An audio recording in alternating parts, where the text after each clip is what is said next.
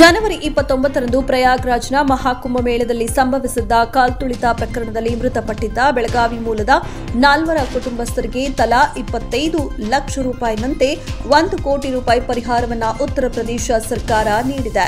ಸುದ್ದಿಗಾರರೊಂದಿಗೆ ಮಾತನಾಡಿದ ಬೆಳಗಾವಿ ಜಿಲ್ಲಾಧಿಕಾರಿ ಮೊಹಮ್ಮದ್ ರೋಷನ್, ಪ್ರಯಾಗ್ರಾಜ್ ಜಿಲ್ಲಾಧಿಕಾರಿ ರವಿ ಮಂಜರ್ ಅವರೊಂದಿಗೆ ಚರ್ಚಿಸಿದ ನಂತರ ಪರಿಹಾರದ ಮೊತ್ತವನ್ನು ನೇರವಾಗಿ ಮೃತರ ಕುಟುಂಬಗಳಾದ ಜ್ಯೋತಿ ಹತ್ತರವಾಡ, ಮೇಘ ಹತ್ತರವಾಡ, ಮಹಾದೇವಿ ಬಾವನೂರ ಮತ್ತು ಅರುಣ್ ಕೋರ್ಪಡೆ ಅವರ ಖಾತೆಗಳಿಗೆ ಜಮಾ ಮಾಡಲಾಗಿದೆ ಎಂದು ತಿಳಿಸಿದರು. ಗ್ರಾಮ ಲೆಕ್ಕಿಗರ ಮೂಲಕ ಪರಿಶೀಲನೆ ಪ್ರಕ್ರಿಯೆ ನಡೆಸಲಾಗಿದೆ ಎಂದು ತಿಳಿಸಿದರು.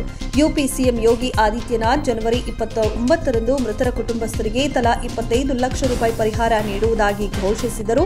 ಪರಿಹಾರ ಘೋಷಿಸಿದಂತೆ ಕಾಲ್ತುಳಿತ ಸಂಭವಿಸಿದ 40 ದಿನಗಳ ಬಳಿಕ ಇಂದು ಪರಿಹಾರ ಬಿಡುಗಡೆ ಮಾಡಿದೆ. ಉತ್ತರ ಪ್ರದೇಶ ಸರ್ಕಾರದಿಂದ ಬೆಳಗಾವಿ ಡಿಸಿ ಮೊಹಮ್ಮದ್ ರೋಷನ್ ಅಕೌಂಟ್ಗೆ ಹಣ ಜಮೆಯಾಗಿದೆ.